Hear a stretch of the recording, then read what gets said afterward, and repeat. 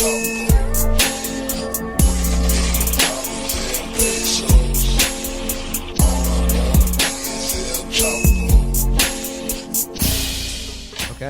we're going. We're here. We are talking experimental sound weapons. Are they real? Are they real? The answer is yes, they are real. Cuba has this technology, and it's gonna destroy the brains of all the American spies. I'm gonna come back with one. Cuba, they're doing scanner shit to CIA agents. They're blowing up their brains through a hotel wall using sound wave weapons. About time. It's about damn time. And I think China's doing it too. And their infant mortality rate still lower than ours. So well, they're using sound wave technology to destroy deliver Americans' babies brains safely and destroy their brains. Save babies. Dude, we're using sound wave weapons. If you think about it, That's true. It's called our voices. We are a tech war. We're tech wars, like the Shatner novels from the 90s. This Midwestern mumble kills fascists. Yeah.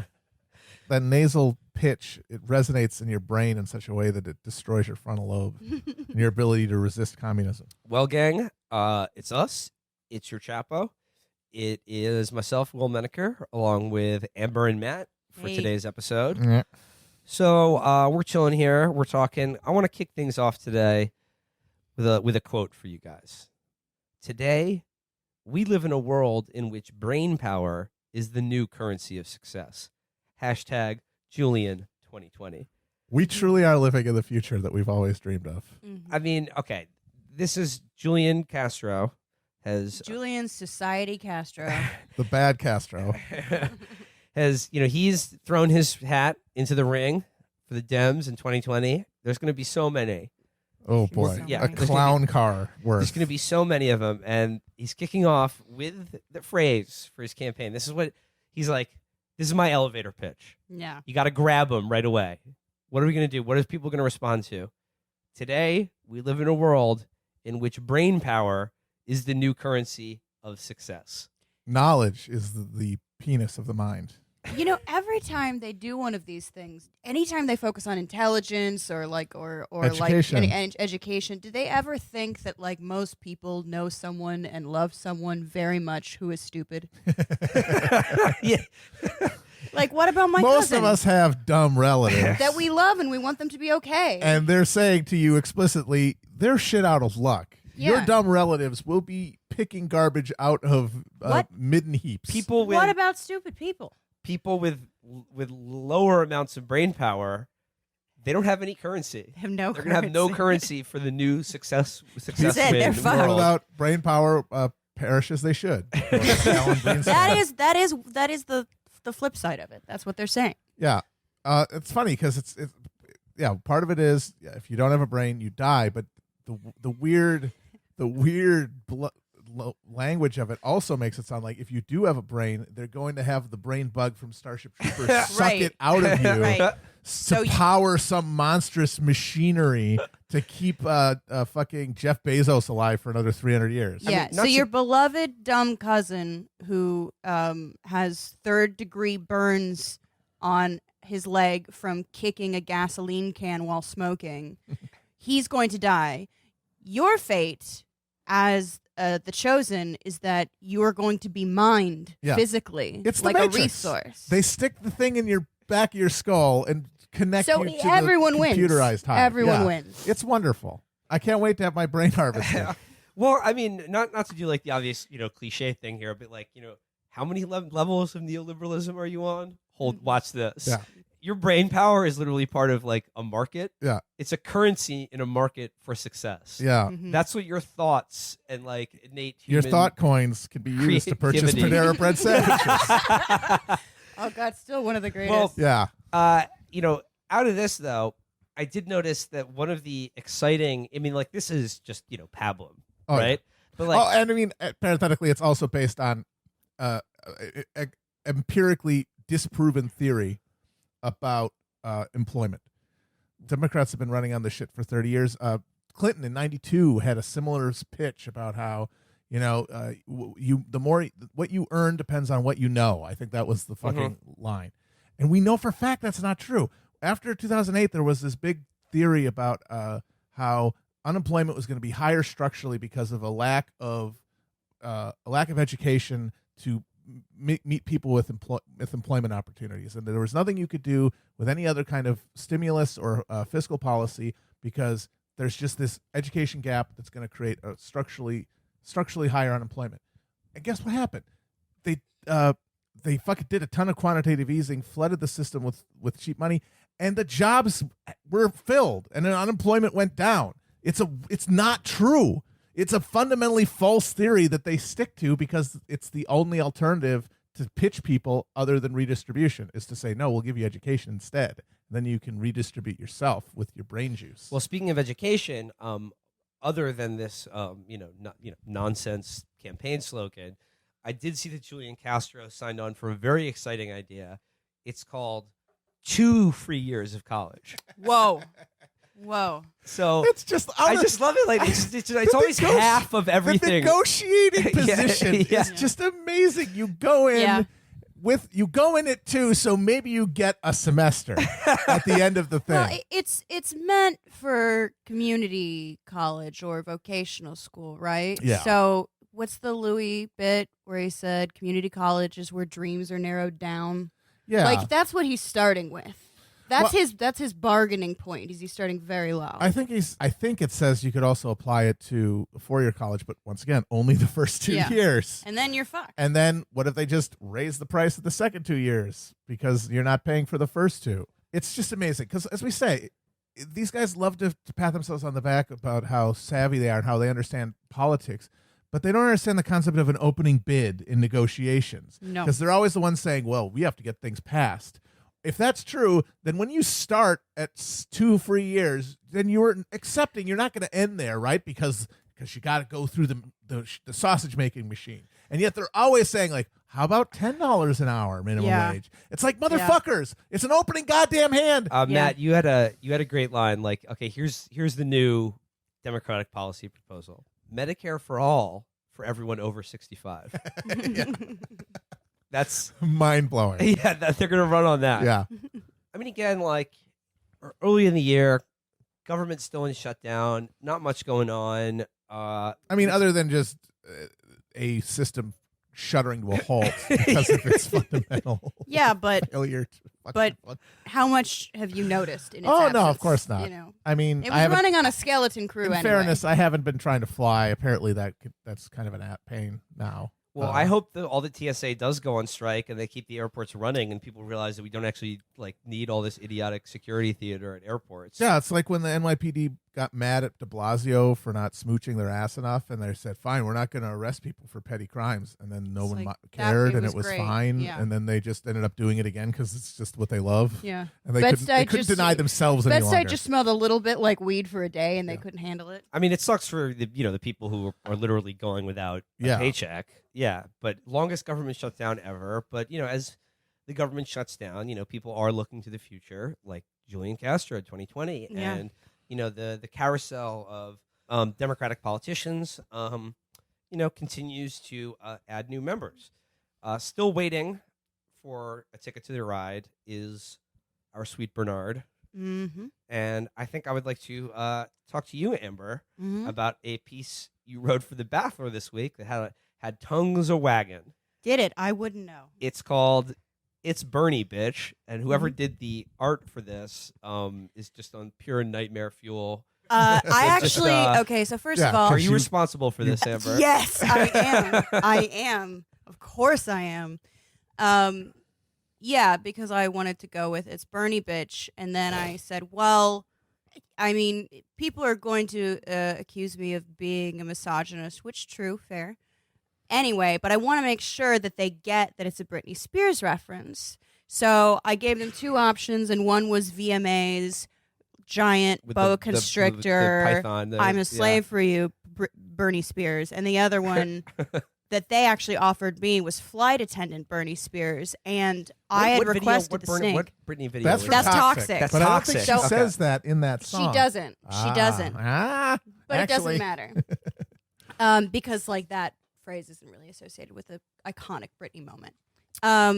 And they gave me the flight attendant Bernie Spears, and I thought, you know what? No, this is it. This is the more terrifying one. Well, and also Toxic is a better song. Once it is It is. That's true. Once again, you infuriated everyone because they destroyed their dicks from beating off so hard at that incredibly hot image. Yep. I know I did. That's what Amber, happens. you can't just make politics about sex appeal. It's about policy.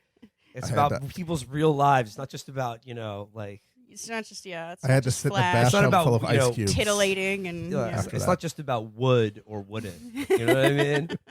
And, you saw all the Beto stuff. Everyone's just like, oh, he's going to make me squirt. I can't wait. And you were like... Wait, we got Bernie's losing this arms race. We cannot allow a squirting gap. Bernie. And I suppose for our podcast, I feel like it's just 2016 again, folks. And it's, it's back. You know what? Yeah. I'm not like all of these other cowards who are like, I hate it. Love I it. want to die. No, I'm good. ready. Give it to me. I'm ready. It is a It's showdown because we know what happened. My body So is now ready. we get to be even stronger. Like we saw it happen. Harass so now more women. There's gonna Silence more minority voices. There's gonna be more. There's gonna be more of this. But I think this time around, There's gonna be Hillary like Clinton, 4 or and we can 5 be like, women. we know what happened. Several minorities running, all of whom we can denigrate because of our white dude broness. It's going to be amazing. But Amber, like this is your opening salvo. I mean, Bernie hasn't even said he's going to run in 2020. I assume you think, or at least suspect very strongly. I'm comfortable. You're comfortable. There's an article yesterday about I know how a guy. he's hiring. There's an article If yesterday. there's anything you can ever say about me, it's that I know a guy. Okay. There's an article yesterday that basically confirmed that he's hiring staff. So yeah, it's in the works. Mm-hmm. Okay. So it's Bernie, bitch, Amber. This is your opening salvo. Yeah. January 2019. Let's go. I'm just gonna read from your article now. Right here. Yeah, read my words to me, peasants. Read them to me while I sip from a Right here. golden goblet. It was true then, and it's true now. Bernie Sanders is the best candidate, the only candidate who can be considered anything even close to socialist, and the one to beat Trump. A President Sanders isn't some idealist fantasy. He is our best bet by a mile. He is consistently polled as the most popular politician in America since the primaries. And while everyone else has been tweeting or following up with 23andMe, Bernie pressured Amazon into raising wages, followed up by going after Walmart, condemned Saudi Arabia, and sponsored the resolution to end support for the war in Yemen, introduced the No Money Bail Act, committed to a federal job guarantee, campaigned so powerfully for Medicare for all that he shifted the entire Democratic Party, and saved a woman from being hit by a car. Not only is he the best candidate politically, as in the only social democrat, he has the best chance of giving the pragmatists what they say they want, a presidential win. So this is... I'm surprised that's the one you picked. Well, I've got more highlights. All right. Yeah, okay, But- good. I approve of that. I mean, there's further tea about other Democratic candidates. But There is tea. Oh, the tea. I spilled the tea. You got to spill the I mean, tea. I was That's what surprised, this Amber. next 2 years is going to be. Just a fucking... Just a deluge of tea. deluge of tea. It's going to be the fucking Boston molasses disaster of tea. Narcissus, you're wrong. I'm just sipping the tea. You're cancelled and that's it, Chief. The tea has been spilled. But but Amber, I mean, like that's your brief for Bernie. But like overall, like what were you trying to like what were you aiming for in this piece? I mean, I find it hard to I believe. think everyone needs to nut up and get on the same fucking page right now. Yeah. Like, Yes. now is the time. Yeah. A lot of people, I think, later in their lives figure out too late that there was a moment when they should have made a certain decision and when they should have gone hard for something. And even if that thing was going to fail, it was the right thing to do. It was the politically strategic and morally correct thing to do. And so I'm doing everyone a favor by telling them that this is this moment. So get your shit together. I find it hard to believe that you wrote something and I was like, can she say that? Can she say that in the pages of the Baffler? I broke 15 monocles. You say Barack Obama was the very last horoscope candidate, a politician who managed to speak so vaguely that his platform could mean anything to anyone. It's not going to work this time around. The Democratic Party is not going to be able to trick people into believing that Liz Warren is a social democrat. Ditto Kamala Cop Harris, a woman whose duplicitous record as a prosecutor includes the defense of the death penalty, 3 strikes law, and the imprisonment of single mothers for the truancy of their children. You really think you can convince anyone that Kamala Harris is a woman of the people? Sherrod Brown has gone all in with Russiagate hysteria. Also, he signs his tweets. And before you even think of it, don't bother with Beto, who is to the right of the aforementioned and votes to the right of the median Democrat. He does. A horse is a horse, of course, of course. So what about Sherrod Brown, though? He seemed to be like the guy who's like closest. He's all right. He's closest. I will say, though, like, basically anyone who dedicates a lot of time to Russiagate conspiracy stuff, I cannot take seriously. And he still hasn't endorsed Medicare for all at this fucking point. Yeah. He's still talking about lowering the age to 55 or some fucking bullshit. Yeah, what the hell are you doing? Yeah. No, he's It's not like on this, board. like- He's not on board with the economic program, and also I don't think he's a serious contender. Like, if I was put in a position where I had to choose between a serious contender and someone who maybe was a little bit to the right, I would have to seriously think about that. But I don't think Sherrod Brown like meets either of the standards. This is an unprecedented situation for anybody on the left who takes presidential electoral politics seriously. And of course, as we have to always say, that doesn't mean everyone, but people who do, this has never really happened before, where in a crowded field especially, the leftmost candidate and the most viable candidate, both as somebody who could win a primary and the general, is the same person. That's never happened. That never happens. It's like you cannot miss this the model is opportunity. like Kucinich, and this is like, if you look at what Kucinich was talking about back when everyone was going blah, blah, blah, blah, blah, blah, blah, and holding up the screwball Looney Tune card next to his head every time he talked, it's basically the same thing that Bernie is saying, except without the Department of Peace, which was kind of adorable, frankly. Yeah. And Little the guy. emphasis on aliens, oh, little buddy. But you've got these positions have been mainstream now, thanks to us, our fucking donkey cart rolling down a hill and destroying the entire village.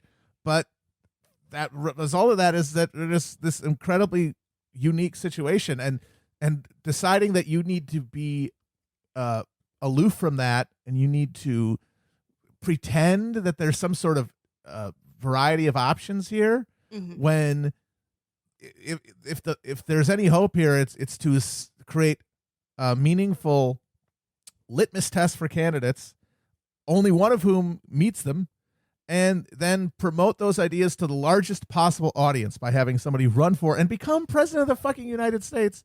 He's the only option, because every other person, as Amber points out, has they don't have the track record. They don't have the voting record. They sure as hell don't have the record in terms of where they've gotten their money from. They're not the most popular politician in America, And they don't even have the same. They don't even have the pragmatic case for them. Yeah, it's absurd. Now, when you say something like, Bernie's the most, he's polled as the most popular president in America. that can bounce around, and obviously, like, polls can be jumpy, but Sure. there's enough of those coming out that it's like, look, people clearly fucking love Bernie. Is he the most popular among Democratic primary voters? Because that would seem to be a bigger hurdle. And when you say like he's the most popular politician, I don't the think rejoinder there's from- any way to say something like that right now, I mean, especially now that the race has started. I did see polls out of New Hampshire, and again, these are all like incredibly early, that has Sanders with a couple points leading over Biden. And it's basically Sanders and Biden, and then everyone else is like in the single digits. Biden is going to fucking dissolve like a fucking sandcastle in a piss storm. But like what I find interesting is that the people That's who beautiful. Biden is very interesting because like all the hitches to Bernie, all the things that could potentially trip him up, being, an old white man, being potentially, I don't know, insensitive to women or minority groups. Biden has all of that times a million. Zillion. Yes. At times a zillion. Yeah, and there are people that like Biden that don't like Bernie. So, wow, it's almost like the problem is actually socialism and not representation. It's almost like there's a large contingency of people associated with the Democratic Party as an institution who are more invested in fighting basic social democratic reforms than anything else. Clearly anything else. Clearly beating the Republicans. Clearly any kind of minority or religious or racial or gender representation. What they want to make sure is that they have a technocrat that does not rock the boat. And you mentioned in the article to the people who are not necessarily people arguing in bad faith or actually literally Yeah. on the payroll of the And Democratic Party there's a difference. or the nation of Yeah. Qatar or Saudi Arabia or something like that. The gentle souls, who may be I don't know, without your stern resolve. How would you put some steel in their spine to get back on board? I mean, I think the thing is to teach people the difference between, a good faith argument and a bad faith argument, and also like help people know when something is bullshit, because people need to be a little more skeptical of the self-identified progressive. I wish I could like have like a video series where it's like, don't waste your time with that loony, and make sure you tell them that they're full of shit. But this person, you can have a conversation with them. Because like you are going to have to do that. You can't just be a smug asshole to everyone. Be a smug asshole to other smug assholes. That's a good rule of thumb. You say that even if we have to put cocaine in his coleslaw, or if he dies mid-run, we'll stuff him full of sawdust, shove a hand up his ass, and operate him like a goddamn Muppet. Yeah. Because there's no one else. There's no one else. Right. That's the other thing. Like, whether it's done in good faith or not, you hear a lot like Bernie, like he's old, he had his shot, he cracked the door open, but like, why aren't we, working on like the next socialist? Because There they isn't destroyed anyone. it. The entire Generation X of Democratic politicians were mind poisoned and tainted.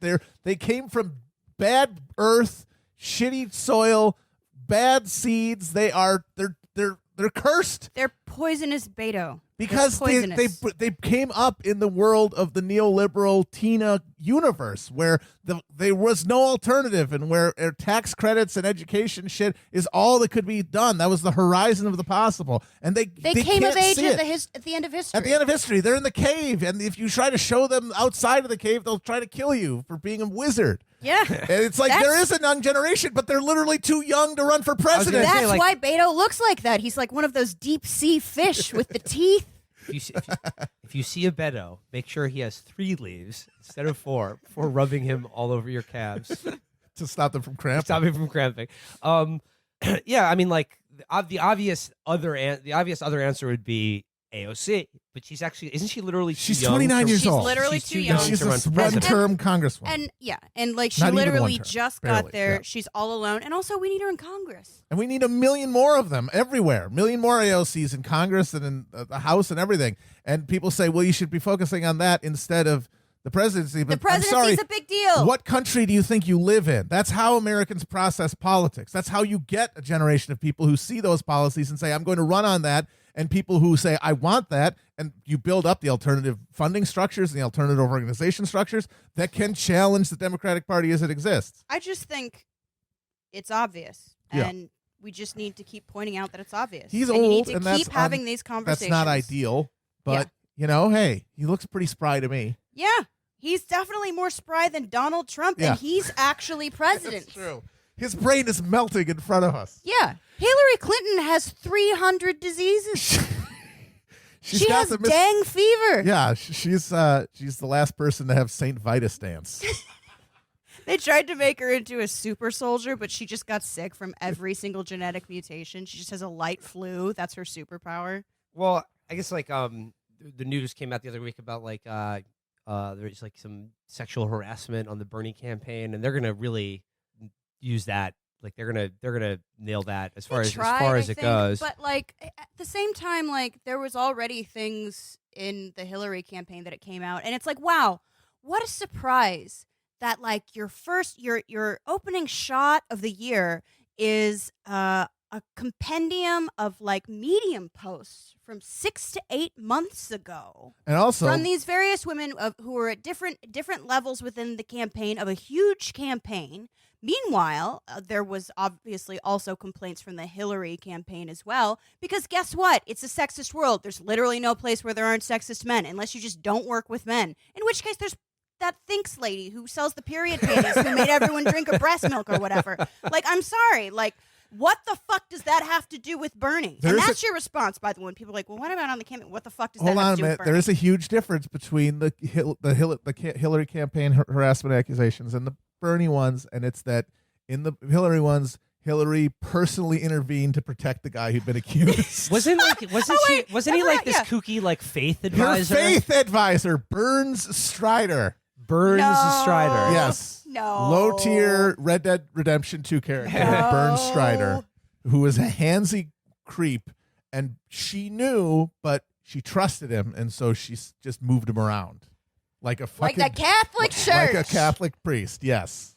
That's the difference. There's no proof that Bernie knew anything about any of this stuff that these horny freaks in his campaign might have done. Also, speaking of handsy, Joe Biden. I mean, there's like photos of that. Like he loves giving back. Oh my rubs, God! you When know? he announces He's a back rub guy. the Biden thing, it's gonna be like Joe Mentum all over again. It is Joe. Oh my God, his name's Joe Biden. It's like when Lieberman, because people don't remember this because you're all 12, but when Joe Lieberman ran for president as Grandpa's getting mad in about Joe Lieberman again. 2004, he had been the VP in the last time, right? Mhm. And he was leading up to the primaries, the by far poll leading candidate because he had the highest name recognition. Oh yeah, that's the guy who ran against Gore Lieberman. I saw him on the bumper stickers. And then he opened his mouth, and the fucking teacher from Peanuts came out of it. And people were like, "Oh yeah, this guy sucks," and he just immediately collapsed. Meanwhile, Biden is who people are just like, "Oh yeah, Obama's friend with the memes." Famous orator Yeah. Joe Biden. He's gonna come out and be like, "Yeah, millennials should work in salt mines until they die." Also, I have groped every woman I've ever met, and there's video footage of it. I started my career fighting against busing. Don't remember when I said that Obama was clean and articulate. Anybody remember that? And people are going to go like, oh, right, he's not just the onion guy. He's a real person, and he's terrible. But there are 100% Democrats that will push for Biden over Bernie as more realistic. Oh, no, of course. And that's why I, as we were talking about, am not dreading this next year's. I'm Yeah. looking forward to it because of the clarifying power of this and how Absolutely. and having all these different Heightening people. the contradictions. Exactly. All these different candidates, too, provide all these different ways to reveal the fundamental hypocrisy and the bad faith going into so much of these criticisms. And how many motherfuckers are going to talk up Biden in against Bernie? And it's like right there, you've neutralized that person and anyone who makes those arguments. You could you're full of shit. And that's going to go through all of this. Like people who made X, Y, and Z claim about what's important to them, and then when it comes down to it, are willing to back anybody who isn't Bernie on, regardless of how much they violate whatever they claim to have been their objection to him in the first place. Because what they really object to is the fucking policies. Speaking like more broadly of like I guess policies or like the moment we're living in now, even though it's hell, right?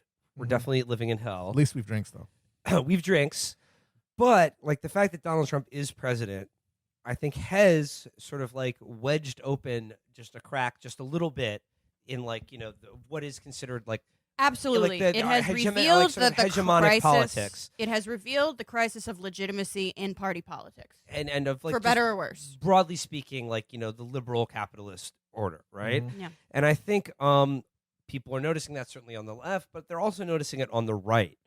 And I want to talk about. I just read it this morning. It was a piece in New York Magazine by Eric Levitz, who is responding to yet another David Brooks piece that is essentially responding to Tucker Carlson, who's made a big splash on the right because he's like now become like the Trump intellectual figure on the right. Try not to.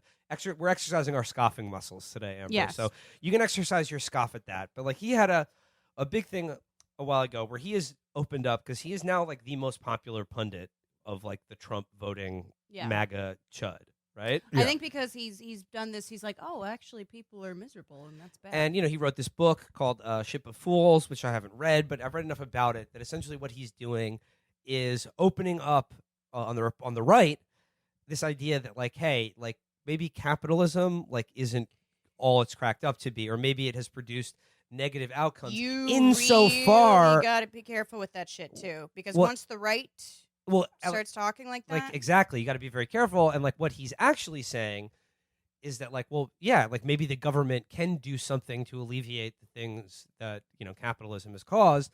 But what he's really saying is like capitalism is a problem insofar as it has made these traditional racial and hierarchies that we really like and would like to continue Traditional family and structure traditional family stuff like that, structure and single parent, like man works, woman Yeah. stays at home.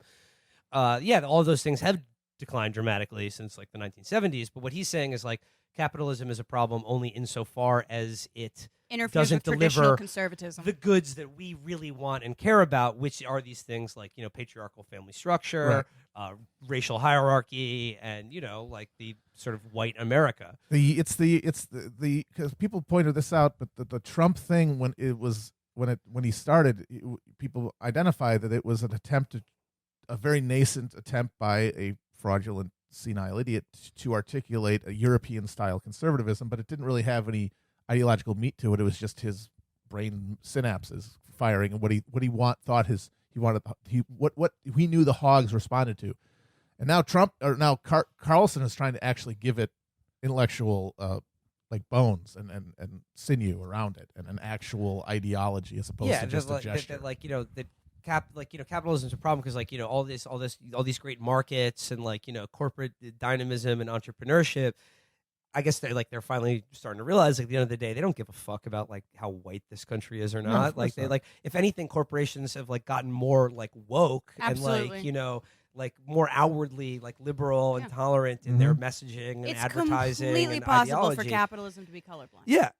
Absolutely. And obviously Carlson and the people he represents despises that because if they turn on TV and see an interracial couple eating Cheerios together, they want to fucking vomit. And it's literally capitalism that's doing that to them, because they're fitting the... Capitalism is very deft. Exactly. It can fit in whatever cultural space it wants. I think what we're seeing, interestingly, is both in conservative and liberal, elite people who are highly invested in suturing this crack in the fissure are trying to say they finally said what they said, and this is what Eric Levitz writes in this piece on New York Magazine. I'll link to it. I thought it was interesting.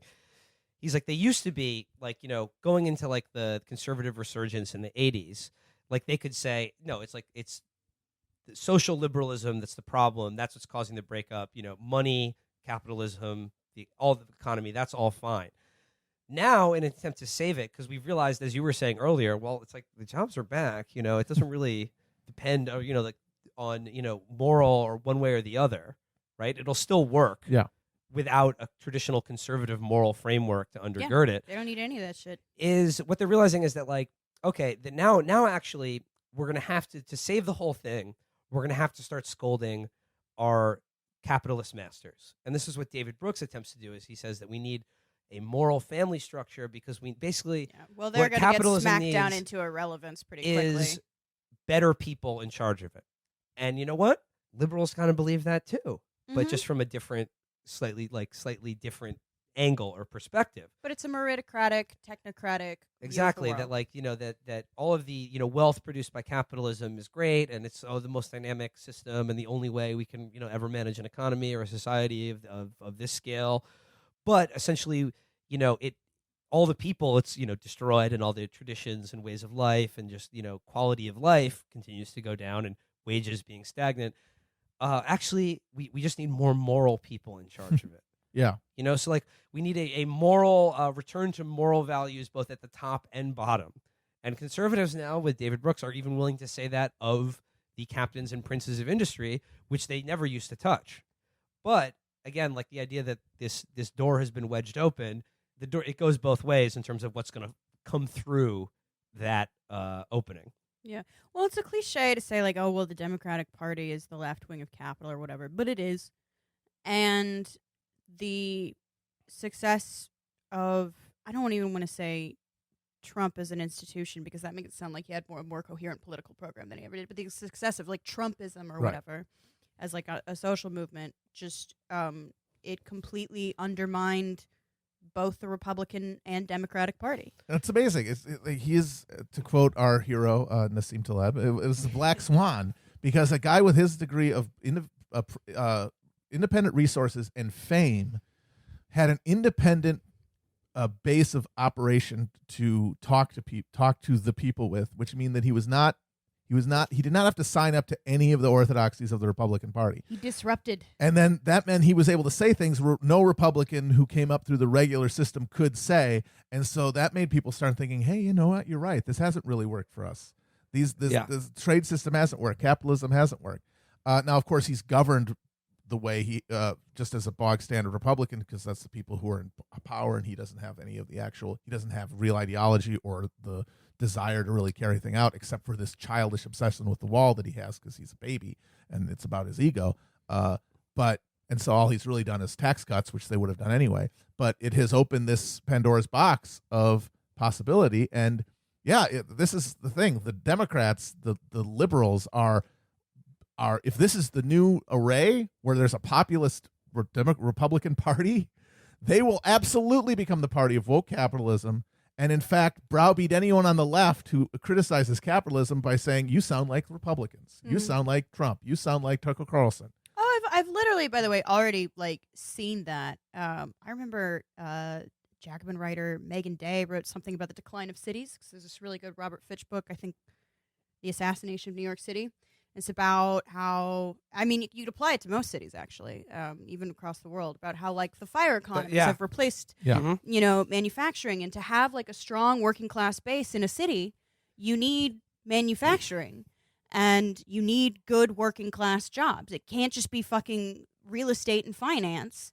And people were like, oh, but what, so you want to bring back the factories? Wow, wonder who you sound like. It's like, no, people liked those jobs, you fucking asshole. They were good jobs. I mean, I don't know how that's going to work, but I do know that if you cede that territory, and to make all you at least criticism have to respond to it. Yeah, there has to be a left-wing version of criticizing capitalism that's coherent, or else, it's going to be a choice for most people between woke capitalism and a chimerical and fraudulent right populism that claims it's going to fix all this problems with capitalism and bring back all of your beloved hierarchies. And that's going to create a totally racialized politics, even more than we have now. To back to our original point about it's only Bernie. Yeah. I mean, the answer here is I know, again, we know for sure that the Center for American Progress and the American Enterprise Institute collaborated to create some phony academic study about how populism equals authoritarianism. Yeah, well, and of course terrified they think of that because they're terrified. Yeah, they're terrified of that. People. And Ultimately too, I realize when as this kind of presidential ramp up is happening, I'm realizing the bigger political differences I have with people have to do with whether or not you are contemptuous for people in general or not. It's whether you think that they are capable of self-government and sort of basic democracy, and whether you think they're deserving of very basic social democratic securities or not. That's kind of it. From there, you can have the argument. But there are so many liberals who are not even willing to have that argument because fundamentally, they're more invested than their kind of fantasy of what these institutions how they should behave and how they should operate than they are in any kind of fantasy in kind of a harmonious, democratic, basic, humane governmental system. I mean, I just think the bottom line is, again, even for people who are pragmatists, who just, the people who are I just want the nightmare to be over. I just want a Democrat in the White it's House. Your lucky day. It's your lucky day. Here's the thing, you better get comfortable with populism, because guess what? It's the only game in town now. And if you're not fucking going to get on board with it, guess who is? Yeah. It's fucking Tucker Carlson. Yeah. And these almost pseudo-fascist, I mean, not even almost. It's got a touch. It's got a little touch of the fascist. The next time because just imagine the next time there's a serious financial crash and the person in office is, the brain power is the fuel of the economy person. Oh my God. And all they have to answer with is another bailout and more fucking vouchers for community college classes in HVAC Free repair. Panera sandwiches for everyone. And we've created a nanobot that we can unleash into the water system, and when you drink it, you know how to code, something like that.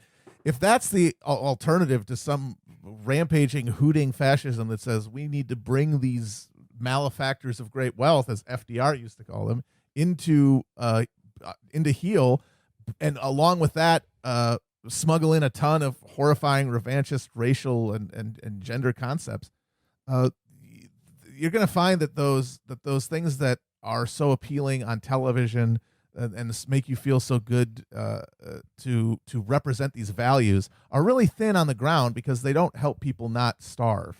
I mean, again, back to Julian Castro. You're running for president. You want to grab people. How about everyone deserves to have health care? People like that shit. It's very inspiring and practical. Stop talking about the AI or whatever Common.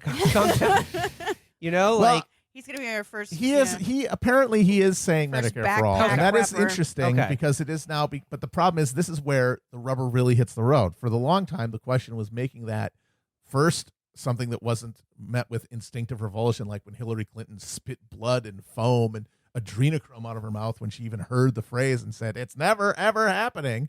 And in 2 years, that has been metabolized into the Democratic Party. So you have a lot of these people who are in any other way, sort of Obama-era Democrats saying Medicare for all.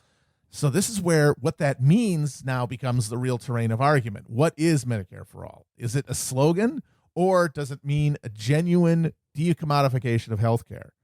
And that is where the specific plans actually come into meaning something. Because if a guy like Brain Juice Castro can say Medicare for all, you have to wonder what he means by that, and it has to be spelled out. Yeah. Bernie has an actual bill and has supported other bills previously that have like actual concrete policy prescriptions to them. What we're going to see and what we have already seen is a lot of talk about affordability. Yeah. And accessibility. Accessibility. And it's like, suck my dick. Watch for those words because they are bullshit. They are a trick. You know exactly what you're getting with Bernie. You're right. That is a good shorthand to look for those buzzwords or those qualifiers. Access is my favorite one. Yeah, access. The fuck does that everyone mean? has to have we want everyone to have access to health insurance. Everybody in America has access to La Bernardin or that one place, Le Cirque, the place in Chicago where they give you like a fucking whipped cream enema, whatever the fuck. I don't know. I'm not aware of that. Alinea, whatever it is. Yeah. But you have to pay for it. Yeah. You can walk in the door, but you have to be able to fucking pay for it. They can't keep you out. Yeah. But they can say, "Do you have the money for this, sir?" It's like, no. Also, you need to be wearing shoes. I'd just like to take a whiff. Could I just smell the kitchen for a minute? God. Here's another bit of economic populism to talk about. This is I guess sort of like politics adjacent, but the other news and sort of gossip item everyone was talking about last week was the Jeff Bezos divorce. I saw a lot of people fascinated with this. That dude risked it all. Yeah. Matt, do you actually know like what are the specifics of this? Who do you get horny for? He got first horny of all, for... can we stop shaming, as Felix said? Can we stop? Felix isn't here, so I need to pipe up on his behalf. You know, pipe up for those who pipe down? Yeah. I saw a lot of people out there shaming Jeff Bezos for being a sexual being. Because he said, "Hey, alive girl," and he said, "I'm going to see you, and you're going to see me, and my eyes, and my body." Okay. Her name is Lorna Sanchez. Okay. Well, here's an interesting question. This goes back to Matt, you and I, our friend, former Governor Mark Sanford. Yeah. You know, his political career was ruined by him having, feeling effusively romantic, and hiking the Appalachian Trail and being sort of gooey and romantic. Just loving too much. Obviously, anyone's private, text messages to a lover of any kind being leaked is like, a nightmare. But is it more embarrassing to be like Jeff Bezos and like be like, "I want our eyes to meet and do the crossword puzzle holding you in my arms," or is it more embarrassing to just be like, "Sup, dick on hard, you horny?" You try? Is it to J.R. Smith, the classic and still the gold standard? You trying to get the pipe? What is more embarrassing? Is it to be like slightly corny but romantic and effusively loving, or just like just purely horny? There's no good way to be horny. I think that's probably true. Yeah. In the cold light of day. I mean, in context, any kind of horny is acceptable depending on the person who's receiving it and the circumstance. But once you throw the floodlight on, none of it is good. We're talking about spectators. Yeah, no. As soon as someone's looking, as soon as the fluorescents are flashing on it, it's not good. It's called Schrodinger's pussy. Yeah. It exists in a dry or perfect wet. state between like embarrassing or nice, but once you observe it, it becomes humiliating. Yeah. Yeah, and I also feel like one of the good things about living in New York is that, like, we know that. And my most one of my first vivid memories about like living in New York was getting out of like the I was coming up, and there were two people in passionate embrace at the top of the stairs, and I drunkenly screamed, "This isn't fucking Paris!" And like 3 different people went, "That's right," because that's how hide your love. It's disgusting. It's disgusting. No one wants to see it, and they especially don't want to see it when your net worth is like larger than a small country's GDP. Larger than most large size countries. Yeah, GDP. sure. Yeah. Like, well, I mean that is, I think, why people are fascinated by this conscious uncoupling. Hey, don't you have the dignity to hide your horny shame? And also, like, Well, no, you no one really understand does. the internet, like everything. Like, you don't do anything on the internet. Everyone's gonna see it. That's the thing. It's like Bezos. You know, you could read any of our emails to right now. You know, someone's eventually going to see this, but maybe that's the hubris of. Well, because of no being in that one position. thinks it's going to happen to them, but people are fascinated by this because it's the same reason people are fascinated by the New York Times wedding column, the wedding announcement stuff, is that they love fantasizing about, as David Brooks once said, the commingling of bank accounts and SAT scores. Ugh. They love also fantasizing about divorcing Jeff Bezos. And divorcing, yeah. exactly, because this is even more powerful than that, because in Washington State, Community it's property it's a state. 50-50, and she's overnight going to become the richest woman in the world. Boom. So what, like $60 Yeah. billion Yeah, or something something like like that? Yeah. And I was just Jesus thinking, like, Christ. before we get into the ethical question of does she deserve it? It's the most lucrative dick Yeah, she ever threw away. That's great. But just what would you do with $60 billion? My heart would explode. Like, Well, from all I the would drugs, just or freak out. Yeah, like week 2 too. You know, I would not last.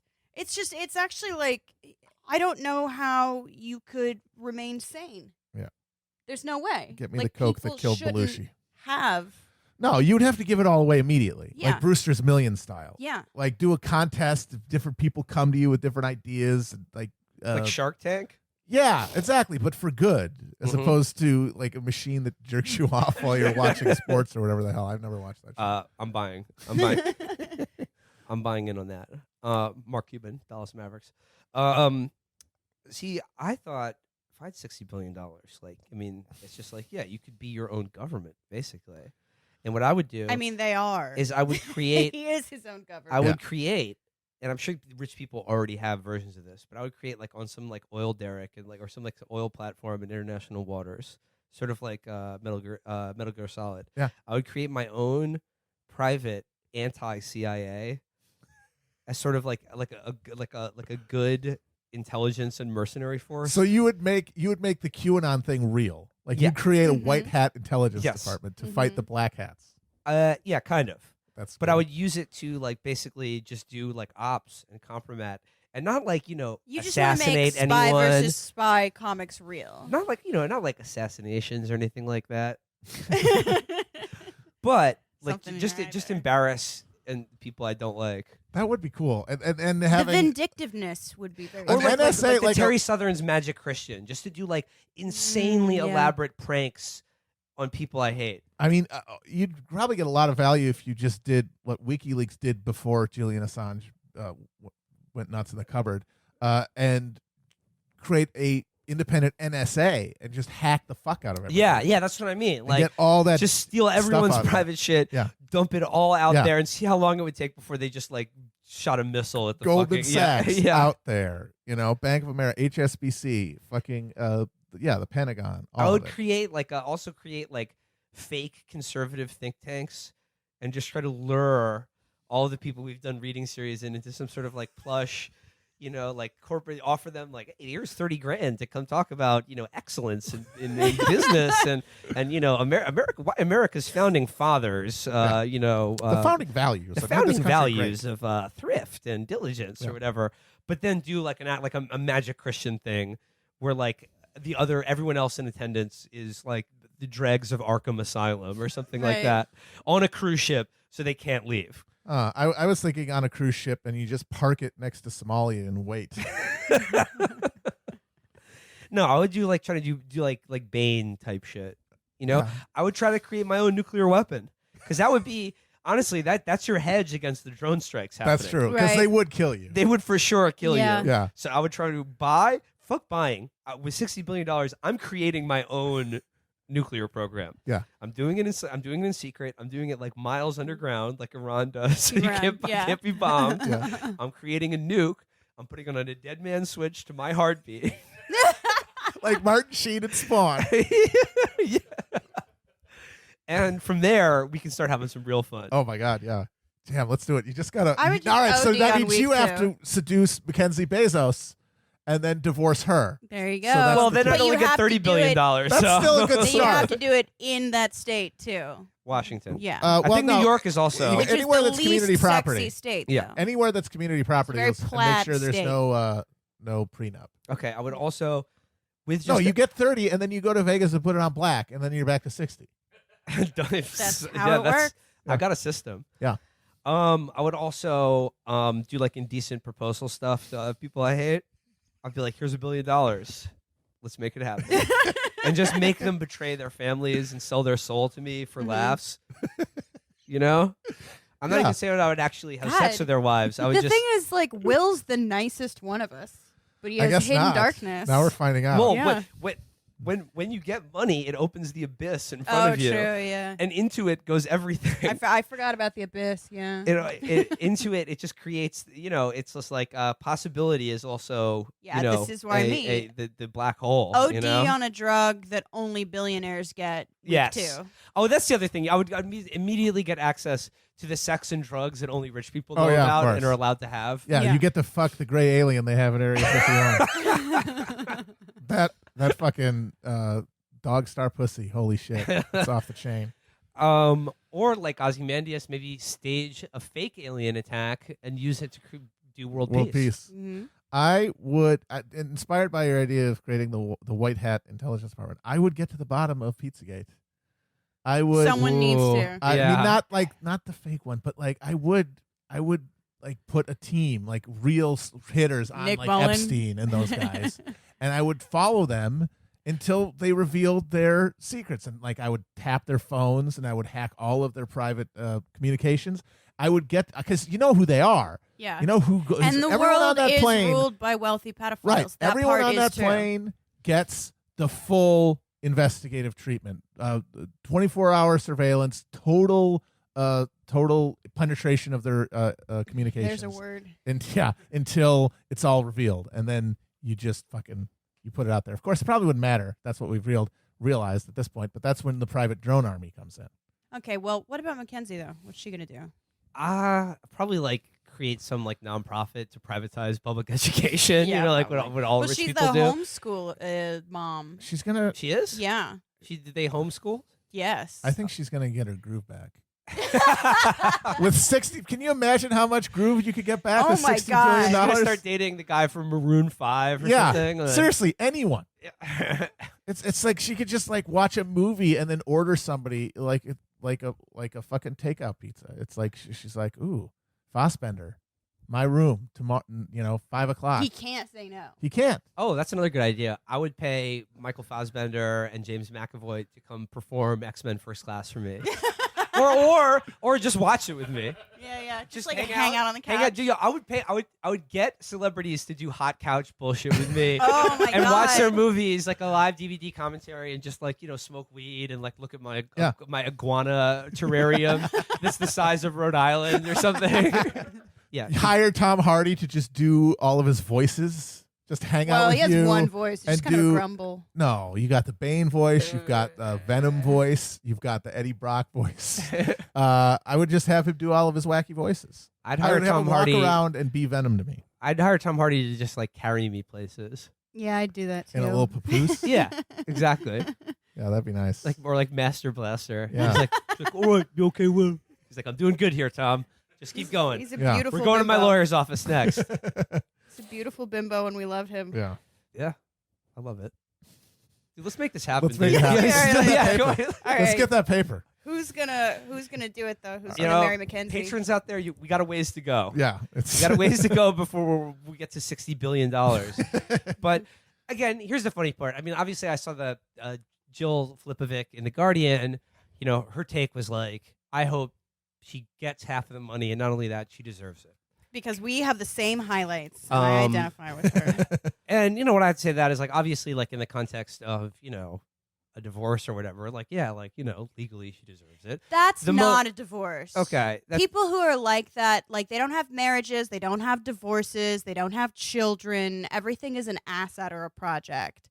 Like, no, it's an immoral, like at the risk of getting too fire and brimstone, it's such an immoral amount of money that anyone could have Exactly. that it shocks me that anyone's like, well, what does feminism have to say about this? And it's like, feminism says redistribute their money. Well, yeah. If either anybody can have $1 billion and deserve it. Here's the more trenchant. Well, she homeschooled the kids. Yeah. Like here's the more pointed and meaningful question is, does Jeff Bezos even deserve half of his money? Obviously. And the answer is, of course he fucking doesn't. No, I mean, it's just absurd. That's one of those things that just shows you that these issues, like a lightning strike that just illuminates everything. If you think that anyone could deserve billions of dollars, there's anything they could have done in their life to deserve that much money. Fran Lebowitz is right. No one earned $1 million. No They one. stole it. No one. I hate to. Can we just read like a little bit from the Yeah, Jill go for Flip it. Yeah, go for it. Yeah. She met Jeff because they worked in neighboring offices at a Manhattan hedge fund, the kind of job usually staffed by ambitious people who either are or go on to be very wealthy. They were married within 6 months when she was just 23, good age for a first marriage, I gotta say, and moved to Seattle soon after. Mackenzie, in other words, made significant sacrifices to make Amazon work. Mm-hmm. Okay, no one named Mackenzie has ever made a sacrifice in their life. Ambers make sacrifices. Crystals make sacrifices. Mackenzie's did not make sacrifices. We're going to get 1 billion comments looking up like some incredibly hard luck story of someone named Mackenzie. To be like, I don't Amber, care. how could you? I don't care. This girl had to like, you know, choose whether she wanted to lose an arm or a leg to save her younger They're just sister. going to send me an obit. Yeah. No, it's completely fucked up. It's like, she didn't have to do that. She could have hired an entire South American country's worth of nannies.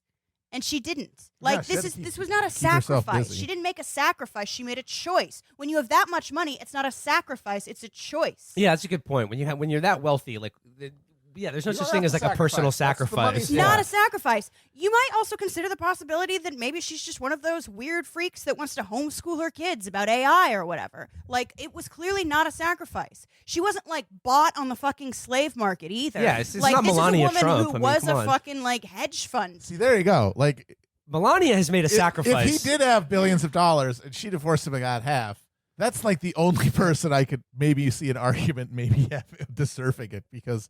Ooh, Melania? Yeah. Yeah, well, she has made sacrifices. She has made significant sacrifices. And she like got her parents to come here from fucking war-torn Yugoslavia or whatever the fuck. Yeah. I'll talk about poor Melania before Mackenzie Bezos here. There's this, I'm trying to find it. There's this insane quote that Jeff Bezos made about how he decided to marry her. This is what he said this was in 2013. They're talking about his wife, and he says, quote, "I think my wife is resourceful, smart, brainy, and hot, but I had the good fortune of having seen her resume before I met her, so I knew exactly what her SATs were." Also, Satan. Yeah. Demon. Monster. Demon. Lizard man. No. Absolute demon. Reptile. yeah. David Icke was right. Just from the center of the earth, landed here on a fucking comet 100,000 years ago, have controlled civilization ever since the dawn of time.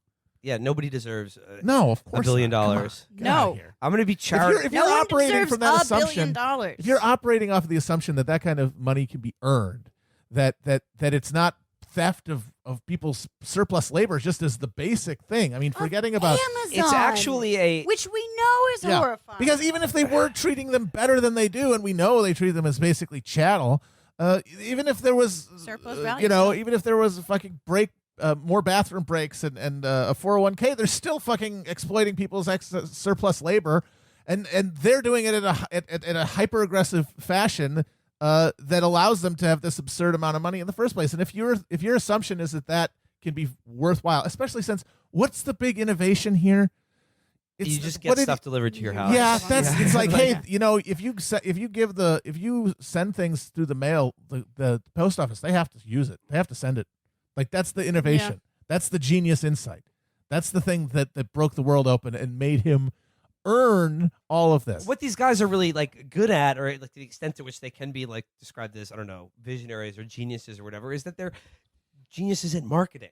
Yeah. Yes. And like that is actually what they've discovered or created. It's not anything, useful to humanity or like, good, and or it hasn't moved us forward. It's not even an innovation. People already knew that we could order stuff off of the internet. It's just that he consolidated it and got a monopoly. And I guess like Steve Jobs figured out that people wanted their computers to look kind of like sleek the future, and like the future. You don't have a jetpack, so you got to have a Steve phone Jobs that looks figured like out that people future. thought Star Trek was cool. Yeah, that's what he. We all want out. a tricorder in our pocket. Yes, and well, that does really show that. I mean, innovation has sort of ground to a halt in any meaningful sense, and all we really have is an entire economy based on figuring out packaging ways to get people to buy new shit. I mean, like there's two prongs. We're not like curing new diseases. Yeah, exactly. One of them is marketing, and if we are, that's fucking public research that's doing it. And most of the people who end up really curing diseases, what do? They give the fucking thing away. Oh yeah, what was the country that just figured out how to cure AIDS in infants? Cuba. That would be. Oh right, yeah. Oh, it was doctors in that country. But yeah, it's a two-pronged thing. One is convincing people that the old garbage is good and you should buy it. And the other is making sure that you don't build things too nicely so that they break after a year. Yeah, which, by the way, obsolescence. Incredibly efficient resource allocation. When instead of having durable goods that could last longer and require fewer resources to make, we make new one every year that breaks immediately. That's fucking efficiency. But Matt, those little African children mining the precious metals need those jobs. It's true, and they can't code yet. We're working on that though. Yet. We're going to send drones to drop off. We're going to drop off the coding devices, and by the end of the century, Vision 2100, those sweet young African brains will be hooked up to the knowledge cortex, and their precious knowledge juice will be sucked up to power the extendo life machinery. There are so many brains out there that just they're shut out of the knowledge marketplace. It's a tragedy, and we need ripe for the picking. We need to free them. We can wring them out. Yeah, get all the good stuff in there. The precious mind grapes. So, well, how about to close things out this week? Y'all want to get real dark? Okay. Y'all want to go to Carcosa? Hell yeah. As I was saying, give me billions of dollars and I will create the white hat pedophile hunters who will bring all of this to the light. Okay. And Matt, of course I know you're familiar with this. Oh, Amber, you said you weren't familiar with the story Strap of in here, Amber. This is one something. Ed Buck. Are you familiar with this? Don't make the obvious joke. Yeah. We're going to leave that aside. Yeah. Okay. LA writer has been sounding alarm on Ed Buck for over a year. Long before a second man died in the political donor's home, writer Jasmine Kanek has been publishing accounts from his alleged victims.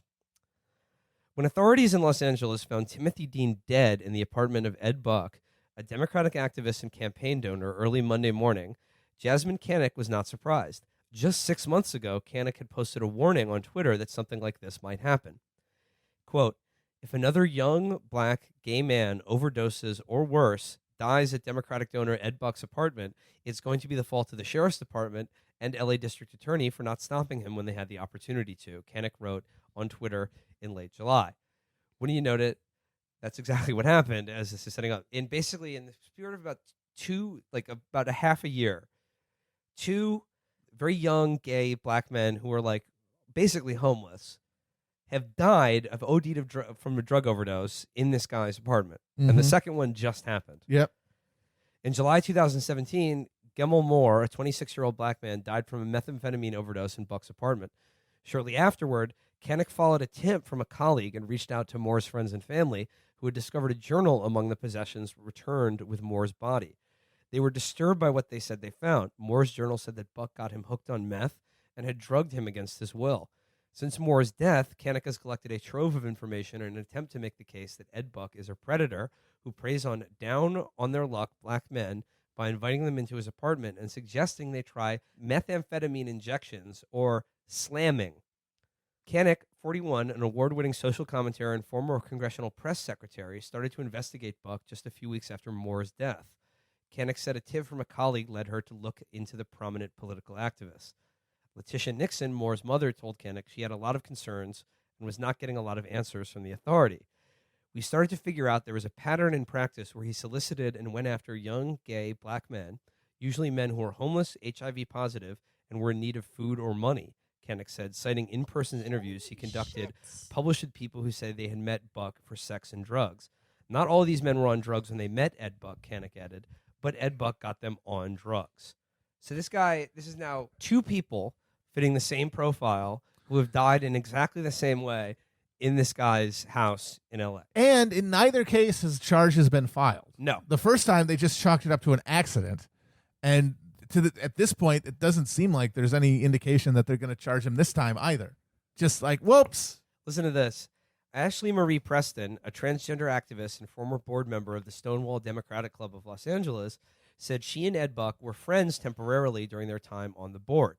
Preston later worked to eject Buck from the club, where he had been a lifetime member. During a mountain retreat for the Stonewall Democratic Club prior to Moore's death, Preston said Buck joined her for fresh air on the porch of a cabin. Then he pulled out his cell phone, and he was like, "He's so hot." And I was like, "Who?" And he showed me his phone, and there was a black man sitting in a dark room, and the only light in the room was from the light on a lighter, and he was smoking methamphetamine. So he's just sharing this openly with people. I mean, I don't know where you want to go with this story.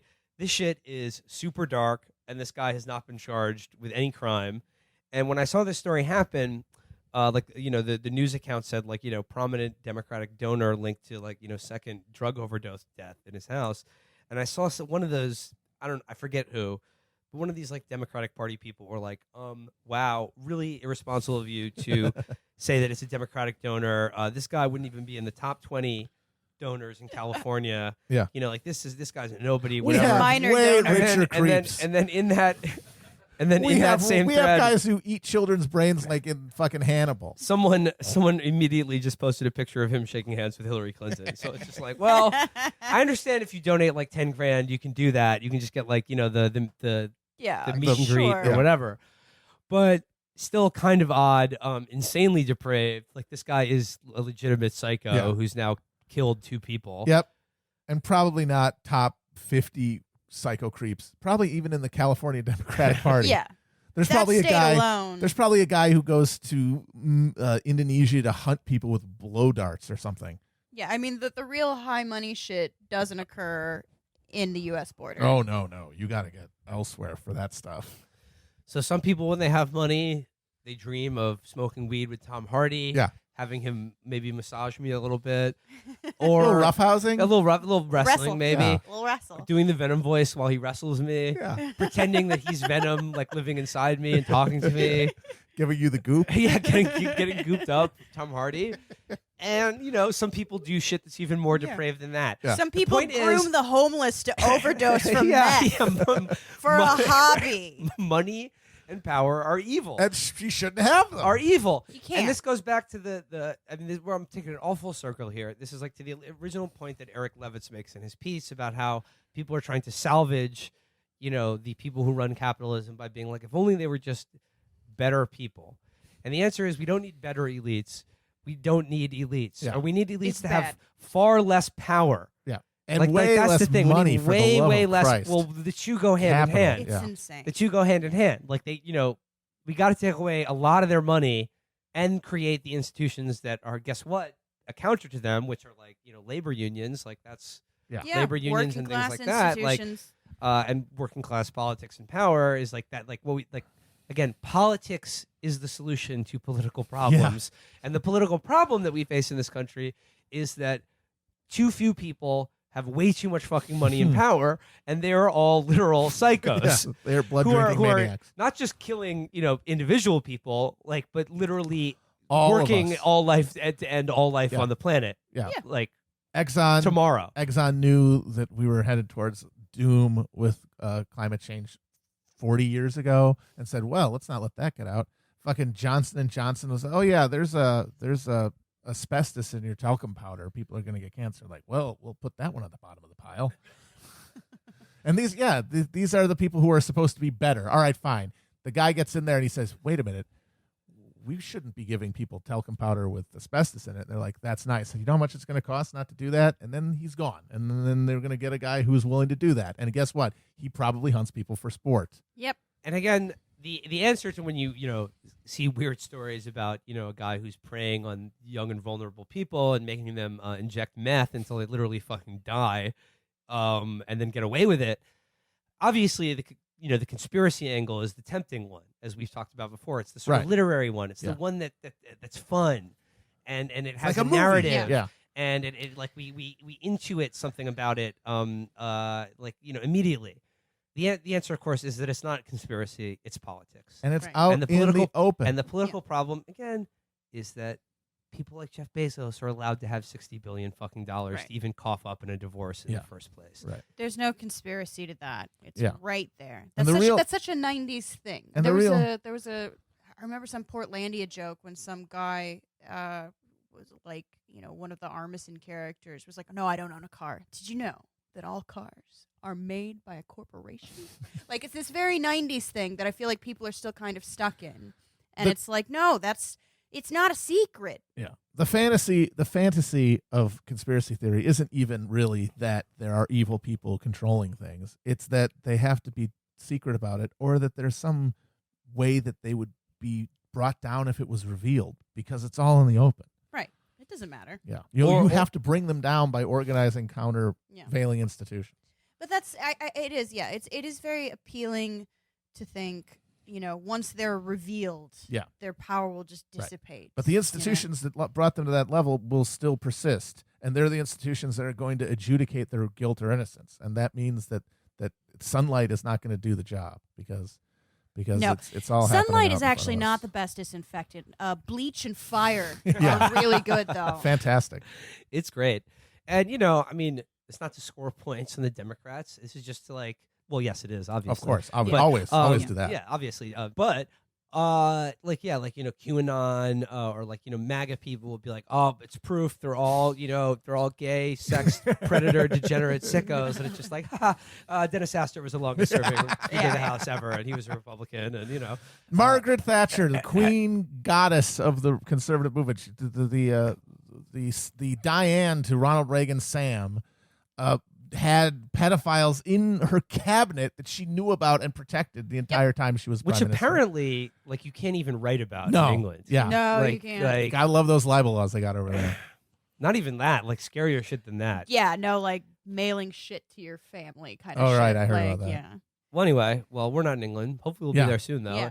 And we'll say all that shit on stage, and there's nothing they can do. They can't The do Bobbies anything. will come in and give us a right clobbering. It'll be like Benny Hill, except for being chased by It's going to be a bunch of those barristers with the wigs chasing after us.